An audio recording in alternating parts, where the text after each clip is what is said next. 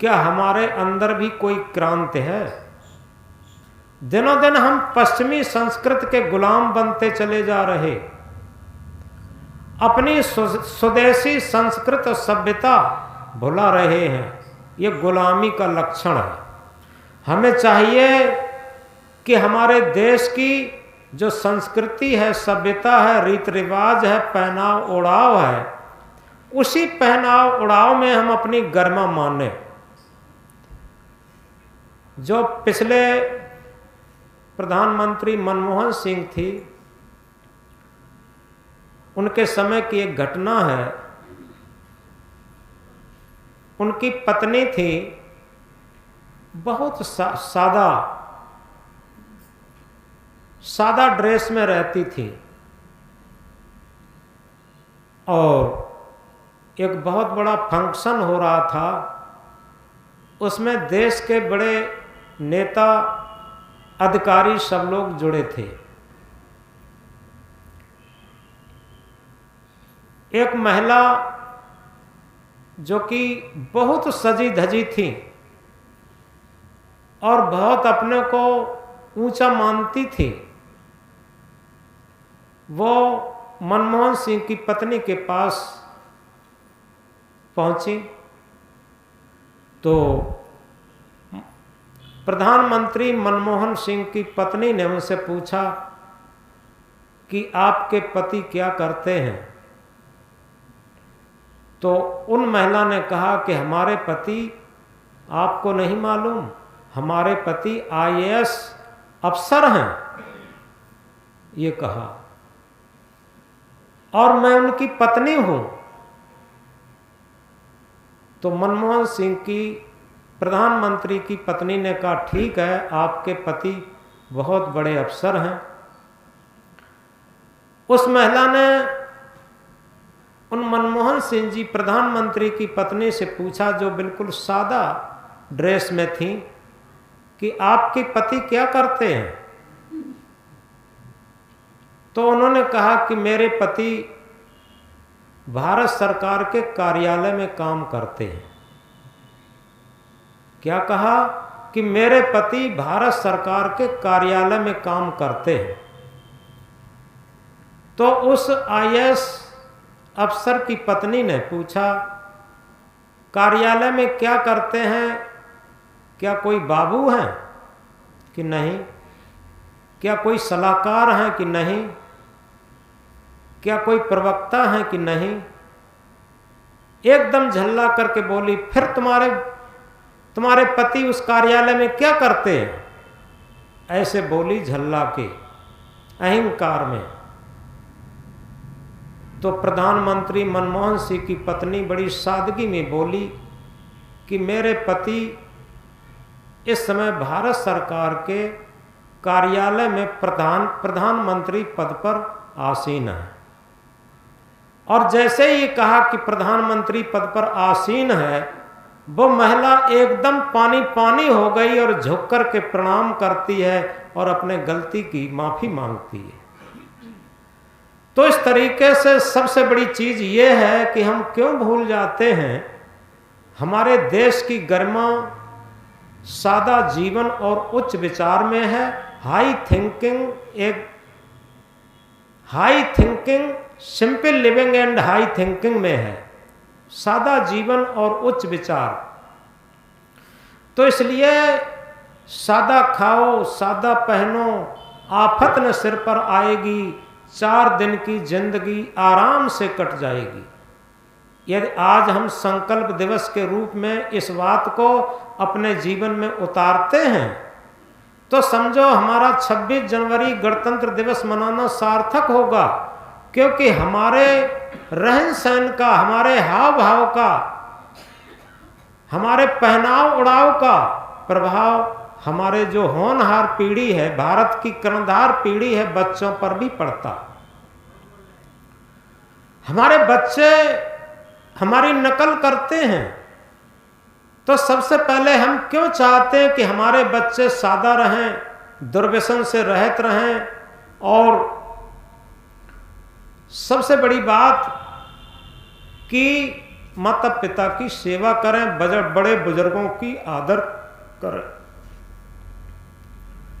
क्या विचार करके देखें, हम अपने माता पिता की सेवा करते हैं, हम अपने बड़े बुजुर्गों की सेवा करते हैं, हम अपने सास ससुर की सेवा करते हैं, हम अपने संत गुरु की सेवा करते हैं। ये विचारणीय सब्जेक्ट है, एक विहंगम दृष्टि से देखने का सब्जेक्ट है, क्योंकि कर्तव्य रूपी वृक्ष पर अधिकार रूपी फल आते हैं। चाहत सुख दुख संग न छाड़ा, हम चाहते तो सुख हैं लेकिन दुख का साथ भी नहीं छोड़ते। तो इसलिए सबसे बड़ी बात यह है कि आज स्वतंत्र भारत में बैठ करके 75वें गणतंत्र दिवस को मना रहे हैं, इसका जो मुख्य श्रेय है इन माताओं को है। आप लोगों को लगेगा कि माताओं को क्यों है? क्योंकि ये माताएं ही उन वीर सपूतों को जन्म दी हैं, जिन वीर सपूतों ने, वीर शहीदों ने, वीर वीरांगनाओं ने हमारे देश को, अपने को शहीद होकर के और स्वतंत्रता दिलवाई। इन माताओं को ही श्रेय है, क्योंकि माताओं के संस्कार के ऊपर ही बच्चों के संस्कार होते हैं। माता हमारी प्रथम पाठशाला होती है। इसलिए एक जगह कहा है, देवियां देश की जाग जाएं अगर, देवियां देश की जाग जाएं अगर, युग स्वयं ही बदलता चला जाएगा। पत्नियां सादगी साध जाएं अगर, पति स्वयं ही बदलता चला जाएगा। देवियां देश की जाग जाएं अगर, युग स्वयं ही बदलता चला जाएगा।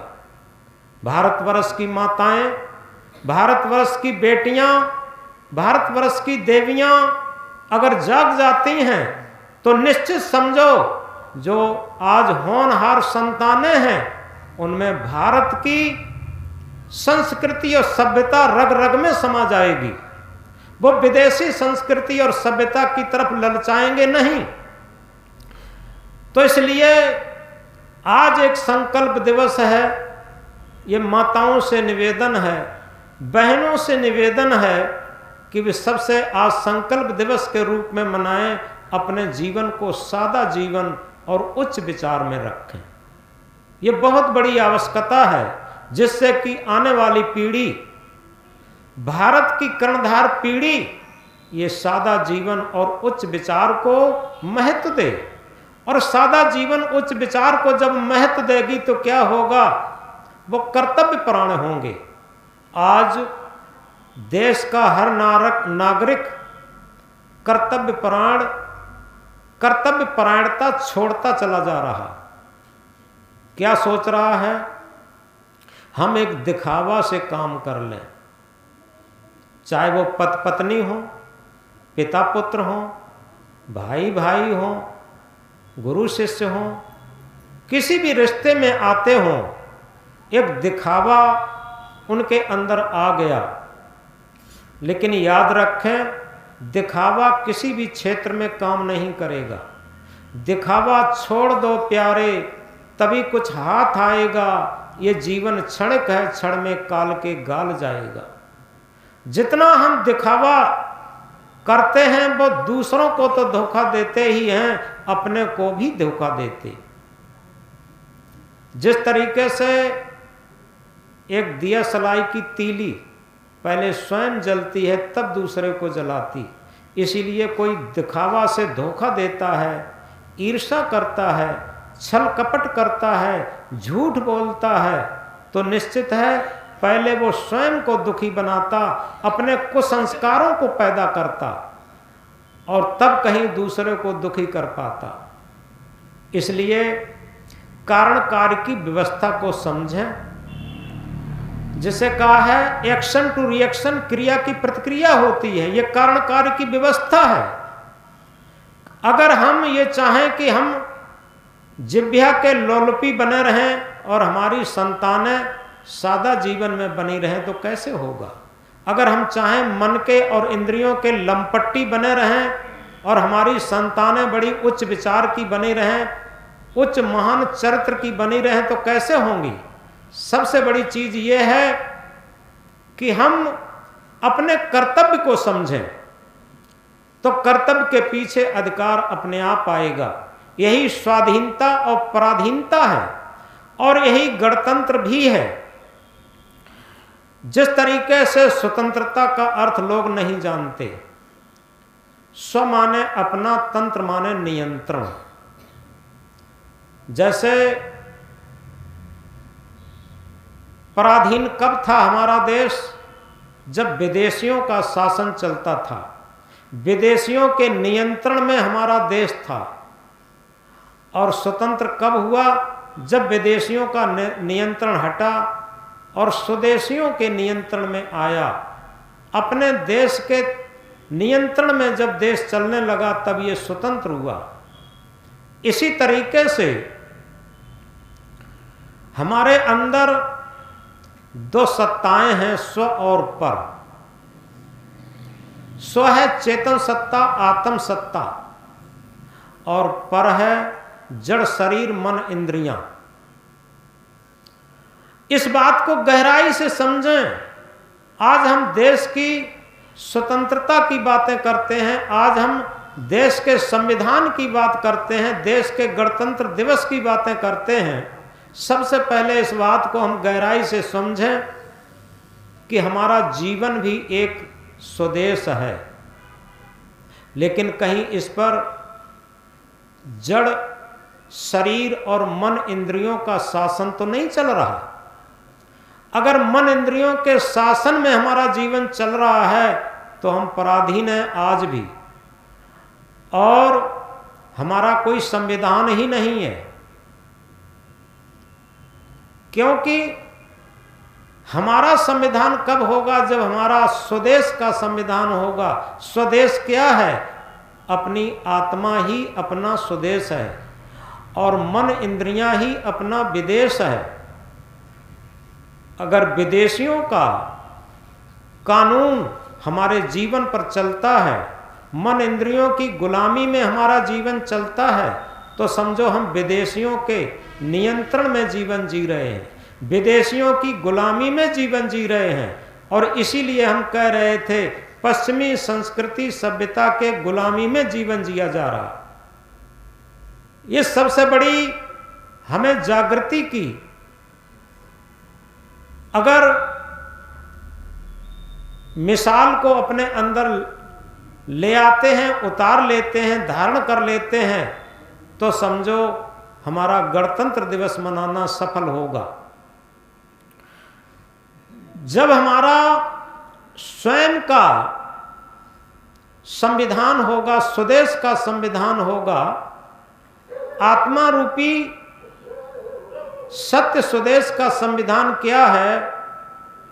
दया, क्षमा, सत्य, विचार, धीरज, सुमत, संतोष, गुरु भक्ति। ये हमारा स्वदेश है, ये हमारे स्वदेश का संविधान है। और विदेश का संविधान क्या है? काम, क्रोध, लोभ, मोह, अहंकार।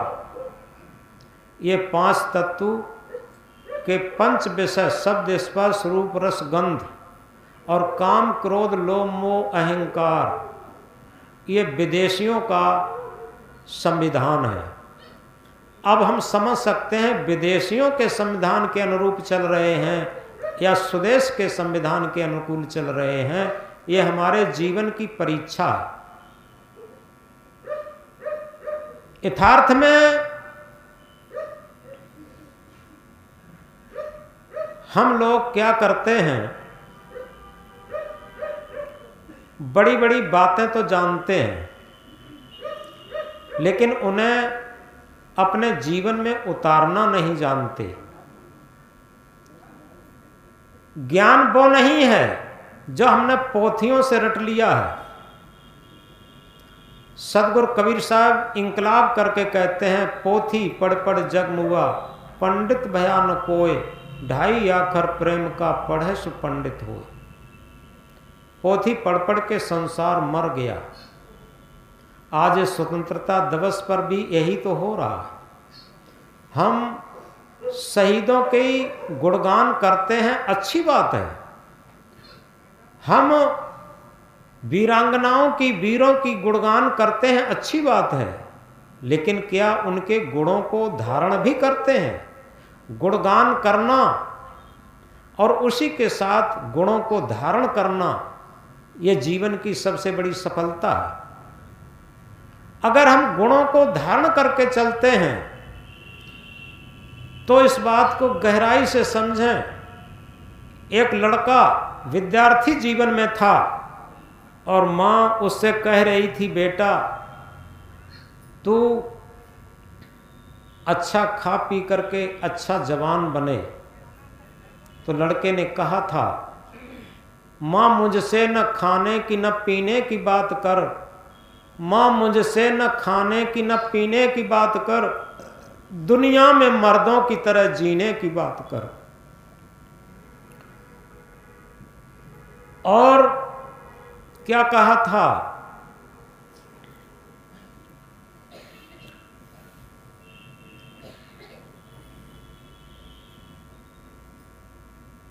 मात भारत तू होवे निराशा नहीं, मात भारत तू होवे निराशा नहीं, जान तुझ पर ही कुर्बान कर जाएंगे, जान तुझ पर ही कुर्बान कर जाएंगे। मतलब उसका कहना था कि ऐ मात भारत, तू कतई निराशा मत हो और तेरे ऊपर ही जान कुर्बान कर जाएंगे। तो इसलिए मात भारत तो दूर की बात है, क्या आज हम अपनी जो माँ जहाँ से जन्म हुआ है उसे बुढ़ापे पर उसकी दवा पानी रोटी देना जानते हैं? पिता क्या उन्हें दवा पानी रोटी देना जानते हैं? अपने परिवार में बड़े बुजुर्गों को क्या दवा पानी रोटी देना जानते हैं? यदि नहीं जानते तो ये संकल्प दिवस, 26 जनवरी, गणतंत्र दिवस, ये सब केवल कहने मात्र को है। हम इस बात को समझें, जब अपनी माँ जहाँ से जन्म हुआ, जिसने मुझे दूध पिलाया, जिसने रोटी खिलाई, वो कहते हैं पुत्र कुपुत्र भले हो जाए, मान कुमाता होती, पुत्र सदा सूखे में रखकर स्वयं गीले में सोती। माँ पूत कपूत भले हो जाए, लेकिन माँ कुमाता नहीं होती। क्या उस माँ के लिए हमारे पास उसकी सेवा के लिए, उसकी बात मानने के लिए, उसकी बुढ़ापे के लिए हम कुछ कर पा रहे हैं? इन चीज़ों को अगर देखें समाज के अंदर, तो हम तो देखते हैं आज सबसे बड़ा तिरस्कार माता पिता का है। चाहे वो कितने भी पैसे वाले हों, कितने बड़े अधिकारी रहे हों, कुछ भी हों। अभी अभी कुछ दिनों पहले एक परिवार में हमारा जाना हुआ, वो फर्रुखाबाद जिला में गांव पड़ता है।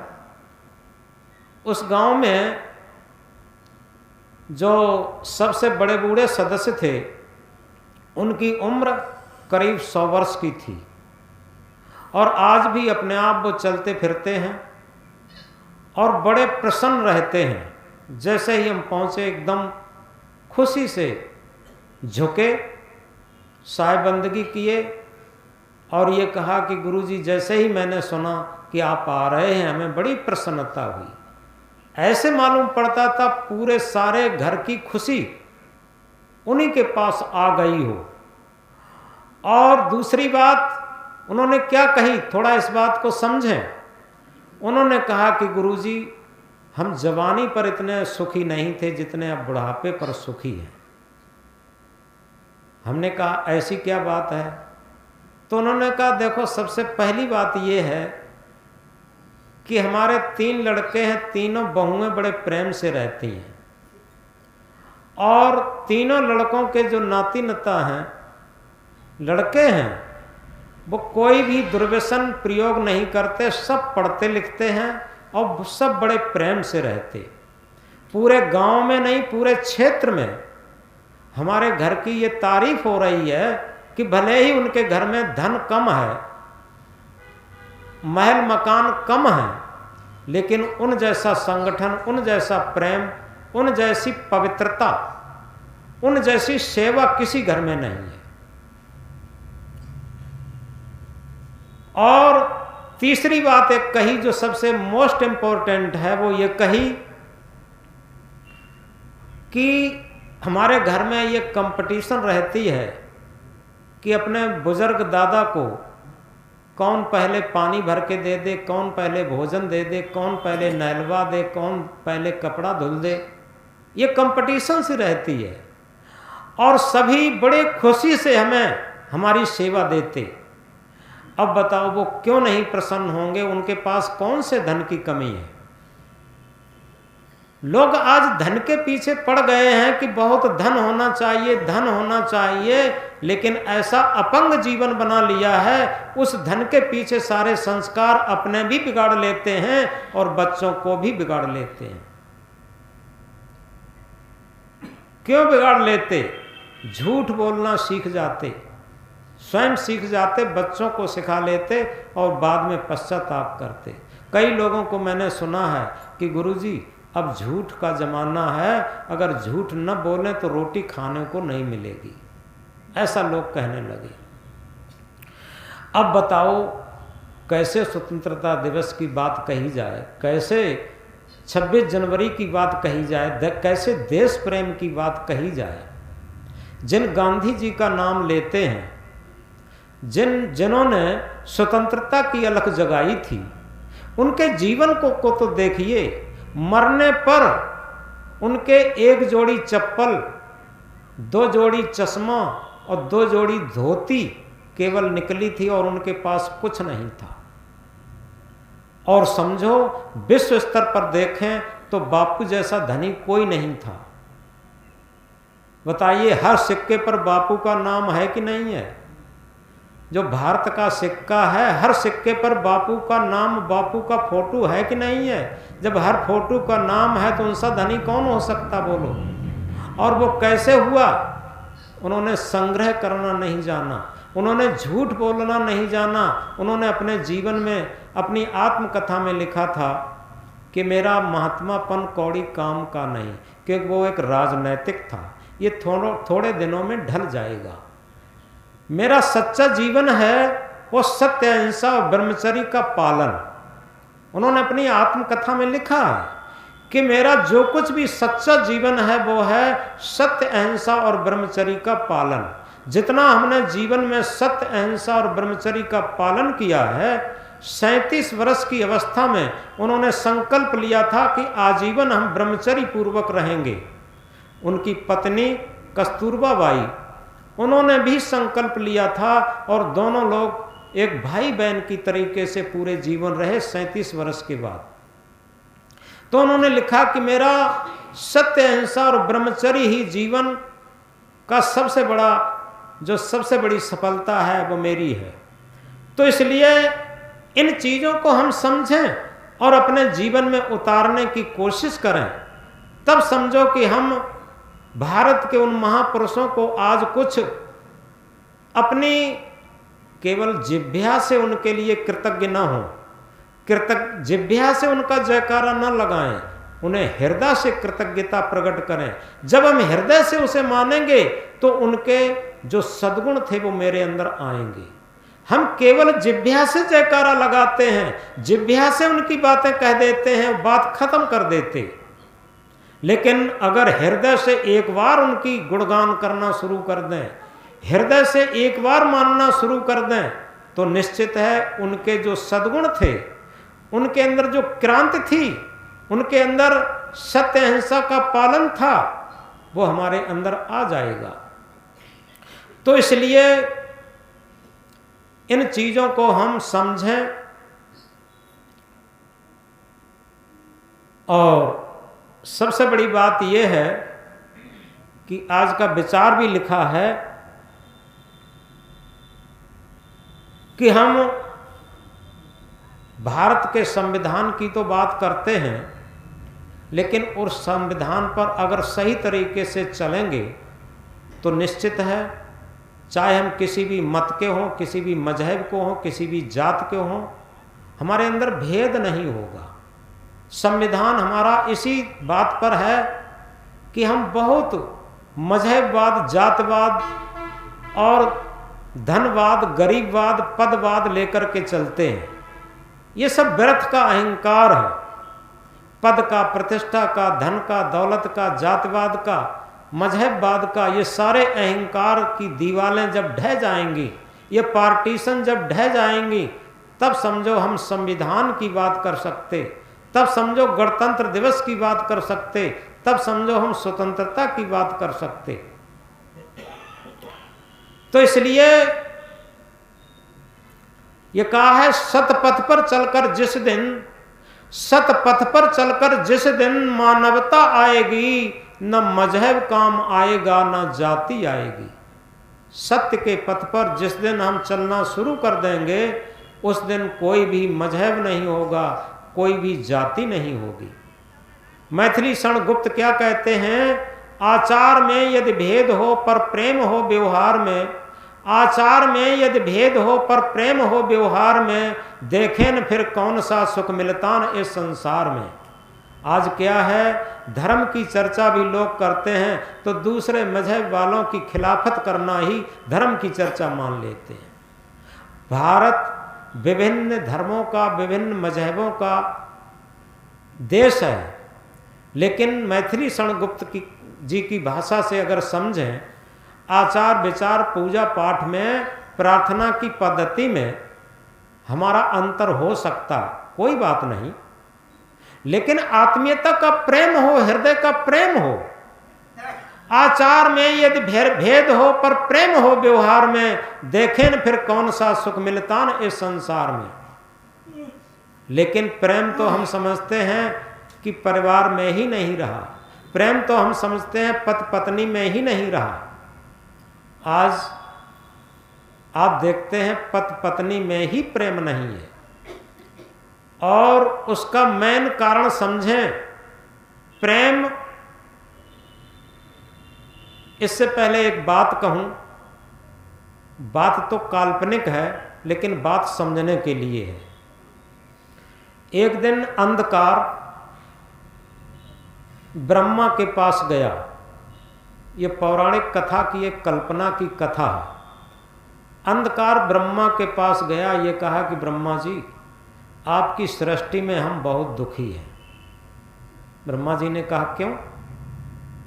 कि ऐसा है, सृष्टि में सबको जीने का अधिकार है, लेकिन सूरज हमारे ऐसे पीछे पड़ गया है, सूरज हमारे ऐसे पीछे पड़ गया है कि वो हमें देखना ही नहीं चाहता और हमें कहीं रुकने ही नहीं देता। हम रात दिन भागते ही रहते, हम रात दिन भागते ही रहते। कहीं भारत में रहते तो जैसे ही भारत में रहते, सूरज भारत में आ जाता, हमें अमेरिका भागना पड़ता, अमेरिका में जाते तब तक वो अमेरिका में पहुंच जाता, हमें भारत में आना पड़ता। तो हम रात दिन भागते ही रहते। इसे सूरज से कह दो हमारे पीछे क्यों पड़ा है। तो ब्रह्मा ने कहा ठीक है, जैसे ही सूरज आएंगे उन्हें हम समझाएंगे अंधकार के पीछे क्यों पड़ गए। तो सूरज आए, ब्रह्मा ने कहा भाई देखो, ऐसो है, सृष्टि में सबको रहने का अधिकार है, सबको जीने का अधिकार है, तुम अंधकार को बहुत परेशान करते हो, उसके पीछे ही पड़े रहते हो। सूरज ने कहा कैसी बातें आप करते हो, हमारा अंधकार का कभी मेल मुलाकात ही नहीं हुई है, हम कैसे पीछे पड़े रहते। आज तक अंधकार हमें मिला ही नहीं है और हमें अंधकार से कोई दुश्मनी भी नहीं है। ये कहा, आप कहते हैं पीछे पड़े रहते, हम कहाँ पड़े रहते, हम तो, हमारा स्वभाव है प्रकाश देना, बस हम अंधकार के पीछे क्यों पड़ेंगे। अंधकार आज तक हमें कभी मिला ही नहीं, जहां भी मैं रहता हूं अंधकार मुझे मिलता ही नहीं। अगर वो मिलेगा तो हम उससे कह देंगे भैया हमें क्षमा कर दो, आज से हम तुम्हें कभी परेशान नहीं करेंगे। तो ये केवल समझने की बात है क्या, कि हमारे जीवन में दो चीजें हैं, अहंकार और प्रेम। जहां पर जिस तरीके से सूरज रहेगा अंधकार रह ही नहीं सकता। जहाँ पर अंधकार रहेगा वहाँ पर सूरज नहीं होगा। इसी तरीके से जहाँ पर अहंकार होगा वहाँ पर प्रेम होगा ही नहीं, और जहाँ पर प्रेम होगा वहाँ पर अहंकार होगा ही नहीं। ये दोनों चीज़ें साथ साथ नहीं रहते। देखो रामायण की चौपाई क्या कहती है, जहाँ काम तहाँ राम नहीं, जहाँ राम नहीं काम, तुलसी दोनों होत नहीं, रवि रजनी एक ठाम। जहाँ काम वासनाएं हैं, स्वार्थ लिप्साएं हैं, वहाँ पर राम स्वरूप नहीं हो सकता, आत्म स्वरूप नहीं हो सकता। वहाँ पर आत्मा का स्वदेश का संविधान नहीं चल सकता। तुलसीदास जी कहते हैं कि तुलसी दोनों होत नहीं, रवि रजनी एक ठाम। जिस तरीके से रात्रि और सूर्य एक साथ नहीं रह सकते, जहाँ पर रात्रि होगी सूर्य नहीं होगा, और जहाँ पर सूर्य होगा वहाँ पर रात्रि नहीं होगी। इसलिए सबसे बड़ी चीज़ यह है कि जहाँ पर हमारा अहंकार होगा वहाँ पर प्रेम रह ही नहीं सकता, और जहाँ पर प्रेम होगा अहंकार हो ही नहीं सकता। अब समझो कि आज संकल्प दिवस के रूप में हम क्या मनाएं। अहंकारी जानते हैं रावण को। रावण अहंकारी था, और क्यों था बताते हैं। उसकी सोने की लंका थी, सोने की न हो लेकिन प्रचुर मात्रा में सोना था, धन दौलत था, पद प्रतिष्ठा थी, और इसी का अहंकार होता है। और उसके पास आत्मीयता नाम की चीज नहीं थी, न पत्नी से बनती थी, न भाई से बनती थी, किसी से नहीं बनती थी। इसी तरीके से दुर्योधन, देखो पांडव और कौरव भाई भाई थे, लेकिन क्या था, ईर्ष्या हो गई थी। और वह ईर्ष्या बढ़ते बढ़ते यहां तक पहुंच गई जब कृष्ण शांत दूत बनकर के दुर्योधन के पास गए और ये कहा कि 5 गांव केवल तुम पांडवों को दे दो, तुम शासन करो। तो दुर्योधन ने अहंकार में क्या था, क्या कहा, बिना लड़े सुई के नोक के बराबर नहीं दे सकते। तो उस अहंकार के बदले में क्या हुआ, सर्वनाश हुआ। याद रखें, इसी तरीके से अगर हम अपने अंदर अहंकार को पाले रहेंगे कि हम बहुत बड़े ज्ञानी हैं, हम भजन गाना जानते हैं, हम प्रवचन करना जानते हैं, हमारे बहुत शिष्य हैं, हमारे बहुत फॉलोवर हैं, लाखों फॉलोवर हैं व्हाट्सएप पर, मोबाइल पर, ये सब अहंकार है, कुछ नहीं। इस बात को समझें, दुनिया में सबसे बड़ा फॉलोवर वो समझें क्या हमारा मन हमारी आत्मा की बात को मानता है। ये विश्व का सबसे बड़ा फॉलोवर हो गया, जिसका मन अपनी आत्मा की बात को मान के चलता है, अपनी आत्मा के संविधान को मान के चलता है, दुनिया में उसका सबसे बड़ा प्रकाश हो गया। दुनिया में वो सबसे बड़ा ज्ञानी हो गया और दुनिया में सबसे बड़ा गुरु हो गया।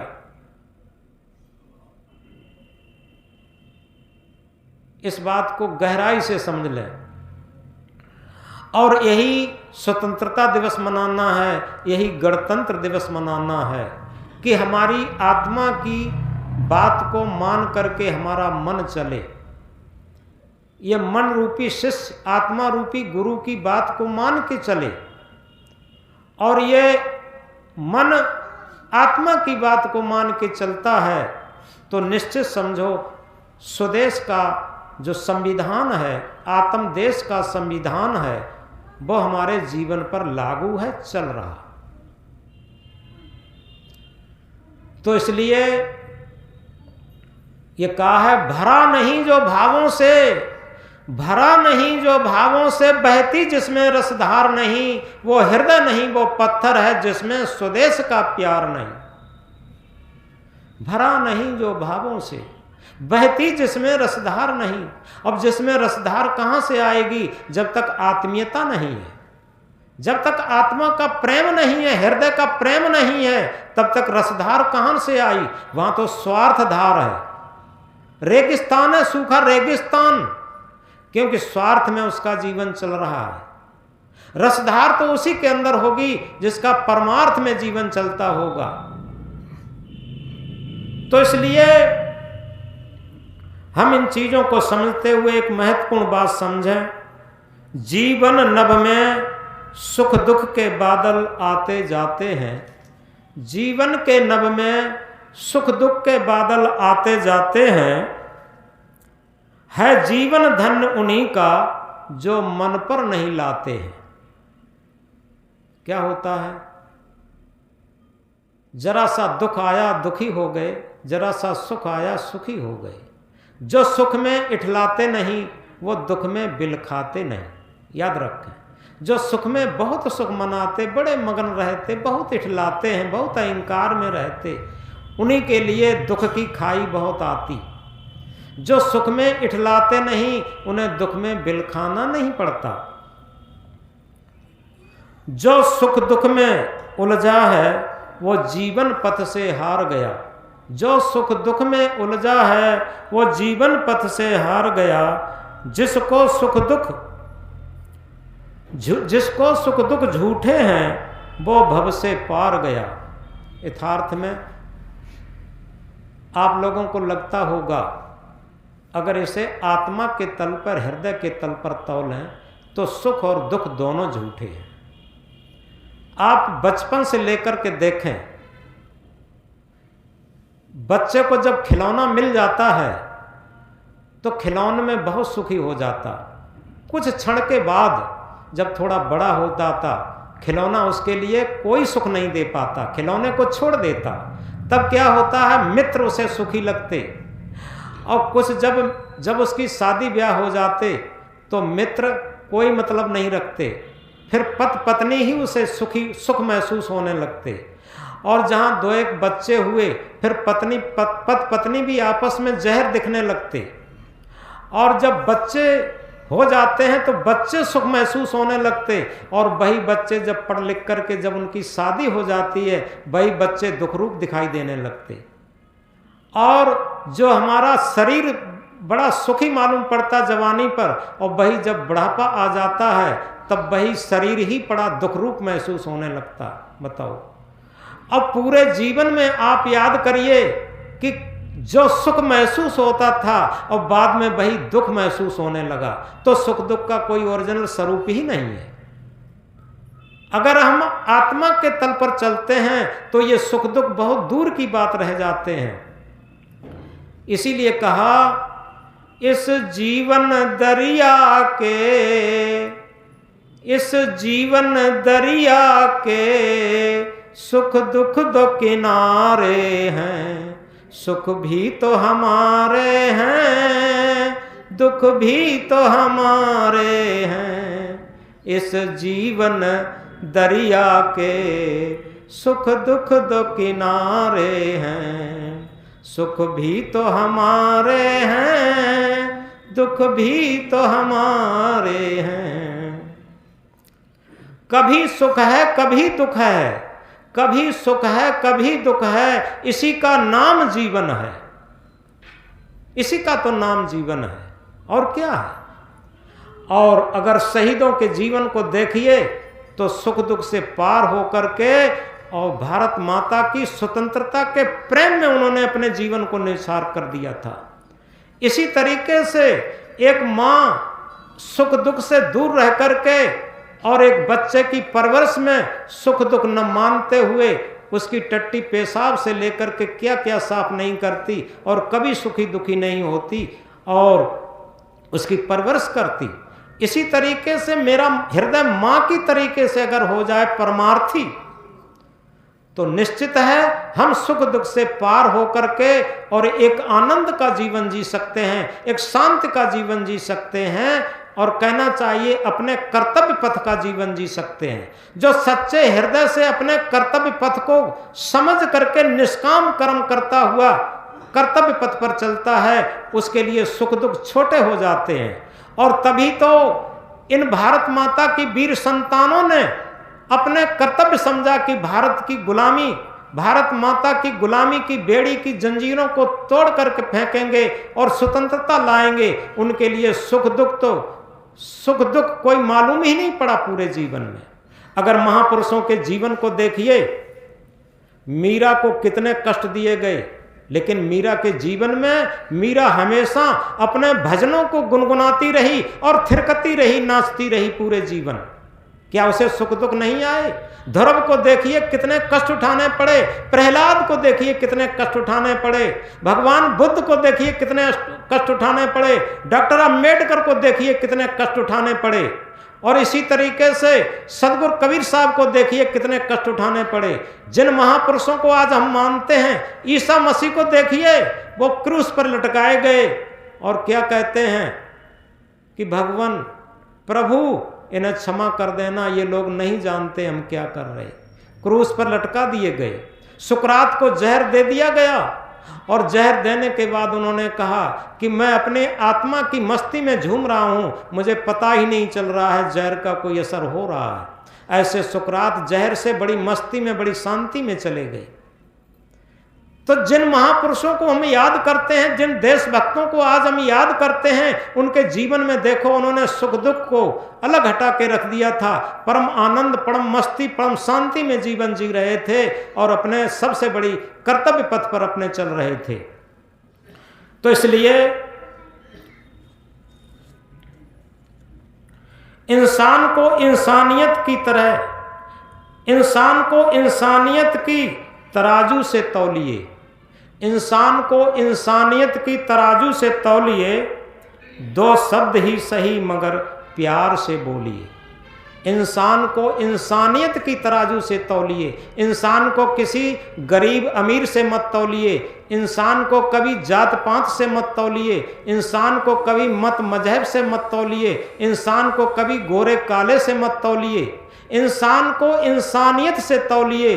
बोल सको तो दो शब्द प्यार से बोलिए। इन चीजों को समझो। जब हम प्रेम से, हृदय के प्रेम से बोलना सीख जाएंगे तो हृदय से प्रेम का व्यवहार भी हम सीख जाएंगे, और जब हृदय से प्रेम का व्यवहार सीख जाएंगे तो हमारी आत्मा का जो, आत्मा रूपी स्वदेश का जो संविधान है हमारे जीवन पर लागू हो जाएगा। और उस संविधान में कितने लोग हमारे जो संपर्क में आएंगे उन्हें भी प्रेम मिलेगा, शांत मिलेगी, सुख मिलेगा, आनंद मिलेगा, उनका भी जीवन कृतार्थ होगा और जीवन का सच्चा पथ मिलेगा। इसलिए हम याद रखें, आज एक संकल्प दिवस के रूप में मैं सच्चे पथ का राही हूं, मैं सच्चे पथ का राही हूं, कह सकता दिन को रात नहीं, ईमान बेच दूं टुकड़ों में ये मेरे बस की बात नहीं, ईमान बेच दूं टुकड़ों में ये मेरे बस की बात नहीं। तो इसलिए हम अपने जीवन में जब अपने हृदय के तराजू पर अपने मन को, अपने व्यवहार को तौलना शुरू कर देते हैं तो हमारे अंदर आत्मा का संविधान शुरू हो जाता। हृदय का तराजू एक ऐसा कंप्यूटर है जो कभी फेल नहीं हो सकता। बाहर के सारे कंप्यूटर फेल हो सकते कैसे? भीड़ तंत्र का जमाना है, जैसे वोटों पर कोई खड़ा हो जाए, एक सज्जन आदमी खड़ा हो जाए, एक दुष्ट दुर्जन आदमी खड़ा हो जाए, जिसे बहुमत मिल जाएगा वही नेता मंत्री बन जाता है। और उधर राजनीति क्षेत्र में यही है, और यही बहुमत धार्मिक क्षेत्र में भी हो गया। क्या सदगुरु ने क्या कहा? फूटी आंख विवेक की लखन संत असंत, जाके संग 10-20 हैं ताको नाम महंत। विवेक की तो आंख ही फूट गई, क्योंकि संत असंत दिखाई नहीं देता। जिसने बहुमत जुटा लिया वो महंत बन गया, गुरु बन गया, और बस उसकी आनंद की छन रही। और भले ही जो विवेकी है, त्यागी तपस्वी है, आत्मा के तल पर जीवन जीने वाला है, कोई उसे जानता भी नहीं है, कोई उसे मानता भी नहीं है। तो इस तरीके से कोई माने न माने, कोई जाने न जाने, कोई बात नहीं, लेकिन अपने हृदय के तराजू पर तौल कर अपने जीवन जीने वाला वो सच्चा भक्त है, सच्चा साधक है, सच्चा संत है, सच्चा मनुष्य है। और कहना चाहिए सच्चा गणतंत्र दिवस मनाने वाला है, सच्चा स्वतंत्रता दिवस मनाने वाला है, और वही सच्चा भारत माता का सपूत है। इस बात को गहराई से समझ लें। इसलिए हम घबराएं नहीं, साहस बनाए रखें, इस सतपथ पर चल कर के अपने अंदर मानवता को लाएं। जो अभी हमने कहा था, सतपथ पर चलकर जिस दिन मानवता आएगी, न मजहब काम आएगा, न जाति आएगी। और इसी के साथ एक बात याद रखें, आज के संदर्भ में फूल बनकर मुस्कुराना जिंदगी है, फूल बनकर मुस्कुराना जिंदगी है, मुस्कुराकर गम भुलाना जिंदगी है, मुस्कुराकर गम भुलाना जिंदगी है। जीत कर मुस्कुराए तो क्या हुआ, जीत कर मुस्कुराए तो क्या हुआ, हार कर भी मुस्कुराना जिंदगी है, हार कर भी मुस्कुराना जिंदगी है। और इसीलिए कहा 2 लाइनों में, दुनिया से मैं हारा, दुनिया से मैं हारा, तो आया गुरु के द्वार। यहाँ से मैं जो हारा, तो कहाँ जाऊंगा सरकार। दुनिया से जब हारा, तो आया गुरु के द्वार। यहाँ से जब मैं हारा, तो कहाँ जाऊंगा सरकार। याद रखें, दुनिया से हारा तब गुरु के दरबार पहुंचता है। ये दुनिया क्या है? मन इंद्रियों की गुलामी। मन इंद्रियों की गुलामी से जो हार जाता है, वही आत्मा रूपी गुरु के पास पहुंच जाता है। वहां तो दोनों सिक्कों में जीत ही जीत है, हार है ही नहीं। याद रखें, धर्म के 2 पहलू हैं, और दोनों पहलुओं में अशोक की लाट होती है। अशोक कहते हैं आ माने नहीं, शोक माने शोक चिंता। जिस तरीके से कोई सिक्का होता है, उसकी तरफ एक ही तरफ अशोक की लाट होती है। अब मेरे पास रहा नहीं, कहीं खो गया, मेरे पास एक ऐसा सिक्का था, उसके दोनों तरफ अशोक की लाट थी। और इसी तरीके से जो धर्म का सिक्का है, भक्ति का, धर्म मजहब को नहीं कहते, धर्म कहते हैं ह्यूमैनिटी को, मानवता को। जिस तरीके से पानी का धर्म शीतलता, अग्नि का धर्म उष्णता, पृथ्वी का धर्म कठोरता, इसी तरीके से मानव का धर्म मानवता। Humanity is the only religion. मानवता ही केवल धर्म है। मानवता के दोनों पहलुओं पर अशोक की लाट है। आ माने नहीं, शोक माने शोक चिंता। जो दोनों पहलू चिंता रहते हैं, सुख भी चिंता रहित, दुख भी चिंता रहित। याद रखें, दोनों पहलू। और दोनों पहलू आएंगे जाएंगे, दोनों पहलू आएंगे जाएंगे, दुख भी चिंता रहित और सुख भी चिंता रहित, टेंशन फ्री। तो इसलिए दोनों पहलू पर चिंता रहित है, अशोक की लाट है। याद रखिए। इसलिए आज 26 जनवरी पर हम संकल्प लेंगे इस बात का कि हम मानवता के पथ पर चलकर, अपने आत्मा के संविधान पर चलकर के, अपने परिवार में जो सेवा लायक लोग हैं, चाहे वो सास ससुर के रूप में हो, चाहे माता पिता के रूप में हो, और चाहे संत गुरुजनों के रूप में हो, हम सेवा का संकल्प लें। हम उन्हें हृदय से मानने का संकल्प लें। ये नहीं दुत्कारना फटकारना, ये बहुत तुच्छ बात होती है। तब तो समझो मन की गुलामी में चले गए। अगर आत्मा के तल पर और स्वदेश के संविधान पर चलना है, और ये 26 जनवरी गणतंत्र दिवस सफल मनाना है, तो अपने हृदय के तराजू पर तौल करके अपने परिवार का व्यवहार शुरू कर दें। ये सच्चा गणतंत्र दिवस है, क्योंकि परिवार ही का विस्तृत रूप राष्ट्र होता। याद रखें, जो अपने परिवार को ही नहीं मान सका, वो राष्ट्र को क्या मानेगा? जो अपनी माता को ही नहीं मान सका, वो भारत माता को क्या मानेगा?